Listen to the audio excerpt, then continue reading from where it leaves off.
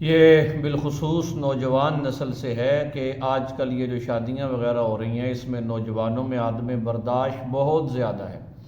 نکاح اور اسی طرح طلاق وغیرہ کے مسائل کا علم نہیں ہوتا، جس کی وجہ سے شادیوں کے بعد میں مسائل پیدا ہو جاتے ہیں۔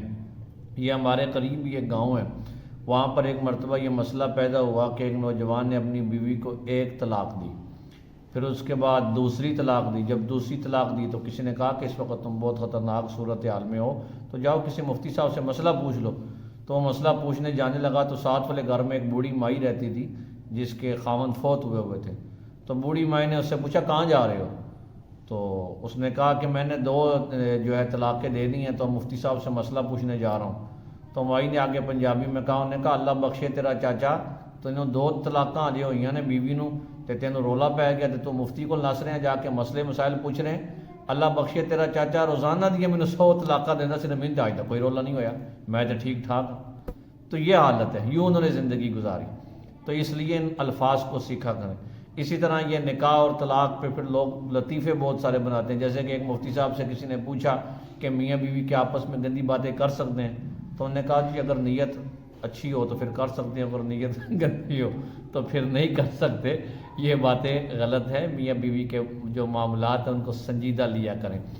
آج میں جس لفظ پر بات کرنا چاہ رہا ہوں، اکثر ہمارے ہاں مذاکرے میں یا غصے میں لفظ فارغ کہہ دیا جاتا ہے، بیوی کہہ دیا جاتا ہے تم میری طرف سے فارغ ہو۔ اس لفظ کا کیا حکم ہے؟ اگر کسی نے اپنی بیوی کو یہ کہا کہ تم میری طرف سے فارغ ہو تو اس لفظ سے طلاق کا کیا حکم ہے؟ تو یاد رکھیں یہ الفاظ کنایہ میں سے ہے۔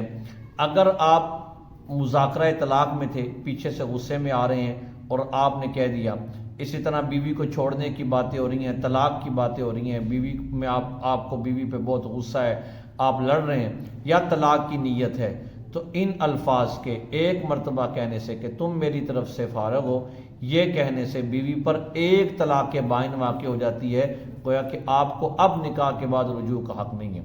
عدت کے اندر یا عدت کے بعد آپ کسی بھی ٹائم اپنی بیوی سے باقاعدہ جیسے نکاح ہوتا ہے دو گواہوں کی موجودگی میں نئے مہر کے ساتھ ایک نیا نکاح کر سکتے ہیں۔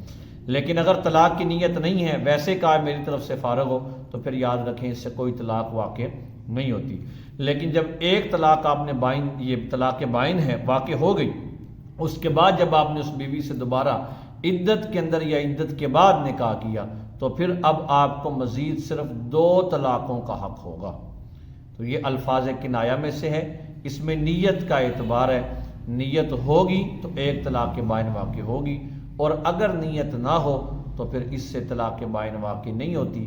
اور بالخصوص مذاکرہ طلاق اگر چل رہا ہو، باتیں طلاق کی آ رہی ہوں، تو پھر اس سے بھی ضرور ایک طلاق بائن واقع ہو۔